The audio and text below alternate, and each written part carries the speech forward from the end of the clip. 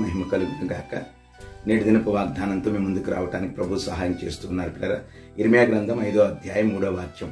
యెహోవా యథార్థత మీదనే కదా నువ్వు దృష్టి ఉంచి ఉన్నావు. అవును పిల్లరా, దేవుడు ఆయన పిల్లలమైనటువంటి మన జీవితంలో యథార్థతను చూసే దేవుడై ఉన్నాడు. దేవుని పిల్లరా, ఎవరమైతే యథార్థంగా జీవిస్తామో వారి ఎడల ఆయన కృపను అనుగ్రహించే దేవుడై ఉన్నారు. వాక్యం అంటది, యథార్థపు వంశపు వారు దీవించబడతారని వాక్యం సెలవిస్తుంది.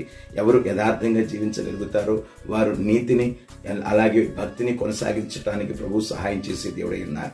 లోకంలో ప్రస్తుతం పిల్లరా యథార్థత అనేది ఎక్కడ కనబడడం లేదు. అంతా మాయా మోసంగా జీవితాలు కొనసాగించబడుతున్నాయి. కానీ దేవుని పిల్లలమైనటువంటి మన జీవితంలో పిల్లరా నిశ్చయముగా మనం దేవుని భయభక్తులు కలిగి యథార్థత మీదనే మనం దృష్టి ఉంచేవారమై ఉండాలి. మన నోట నుండి వచ్చే ప్రతి మాట యథార్థమైనది గాను, మన ప్రవర్తన యథార్థమైనది గాను ఉండాలని ప్రభువు పెట్టి మీకు మనవి చేస్తున్నాను. అట్టివారు తప్పక దీవించబడ్డానికి ప్రభు కృప చేసే దేవుడై ఉన్నారు.